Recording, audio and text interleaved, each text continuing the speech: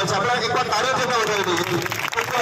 વિનોદભાઈ અત્યારે અમેરિકામાં છે, એમના તરફથી તમામને આજના દિવસે પ્રસાદ રૂપે આપવામાં આવશે. ત્યારબાદ આપણે સામે પાછળ દેખાતી શ્રીરામ દાણાચણા, શ્રીરામ દાણાચણા એમના ભાઈ શ્રી રાકેશભાઈ તરફથી આમ તો દર વર્ષે મળે છે, છતાં આ વર્ષે આપણે એમને યાદ કરીએ છીએ. એમના તરફથી પણ તમામ વિદ્યાર્થીઓને આજના પ્રસાદ રૂપે દાણાચણા આપણને બધાને આપવામાં આવે છે. ખૂબ ખૂબ આભાર. આપણે તાળીઓથી વધાવી દઈએ અમને. ત્યારબાદ સવારના બધા બિસ્કિટ ખાઈને આવ્યા છે, કુમાર કન્યા બધા સ્કૂલના વિદ્યાર્થીઓ ખાઈને આવ્યા છે, પણ કોણ આપે છે? આપણા નજીકના જ ઓરિએન્ટ માર્બલના ઓનર શ્રી જીવનભાઈ જૈન, એમના તરફથી દર વર્ષે બિસ્કિટ તમને નાસ્તા રૂપે સવાર આપવામાં આવે છે. એમને પણ આપણે તાળીઓથી વધાવી દઈએ. અને ત્યારબાદ આપણો જે હોસ્ટ છે, આપણા જે યજમાન છે એવી ગ્રામ પંચાયત સિસોદરા, એમના તરફથી પણ આ વર્ષે તમને દર વર્ષે જ મળે છે અને આ વર્ષે પણ ચોકલેટ પણ તમને આપવામાં આવશે. એટલે ઘણી બધી પ્રસાદ ફેરા ભરાઈ જશે, આપણા ખિસ્સા ભરાઈ જશે.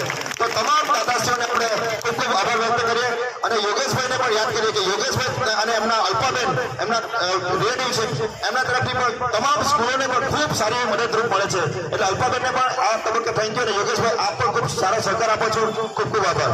અને હવે આપણા ગામનું ગૌરવ. દર વર્ષે આપણું સિસોદરા ગામ એવું છે કે શિક્ષણ ક્ષેત્રે, રમત ક્ષેત્રે અને અન્ય ટેકનોલોજી હોય કે અન્ય બાબતોમાં આપણી સ્કૂલમાં આપણા બાળકો ખૂબ આગળ સિદ્ધિઓ મેળવે છે. ત્યારે આપણા જ ગામના એવા નમનભાઈ જયેશભાઈ શાહ, એમનું આપણે સન્માન કરવા જઈ રહ્યા છે. ત્યારે એમને સન્માન પત્ર આપતા પહેલા ગ્રામ પંચાયત સિસોદરા તરફથી એમને આપવામાં આવશે.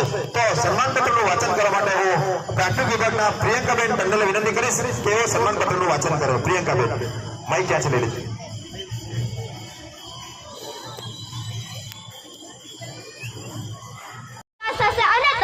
સર્જન પણ થશે. ત્રીજી બાબત એ છે મુખ્ય પડકારોનો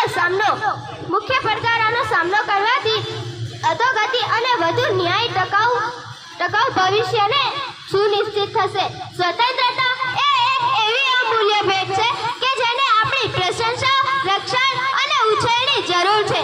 જેમ જેમ આપણે આપણા ભૂતકાળ પર ચિંતન કરીએ છીએ, આપણી વર્તમાનની ઉજવણી કરીએ છીએ અને આપણા ભવિષ્યની કલ્પના કરીએ છીએ, ત્યારે ચાલો આપણે આના પ્રત્યેની આપણી પ્રતિબદ્ધતાને ફરીથી એકવાર પુષ્ટિ આપીએ, જેમાં આપણે લોકશાહીનું સમર્થન કરી લોકશાહી, સ્વતંત્રતા અને માનવ અધિકારોનું રક્ષણ આપવા કટિબદ્ધ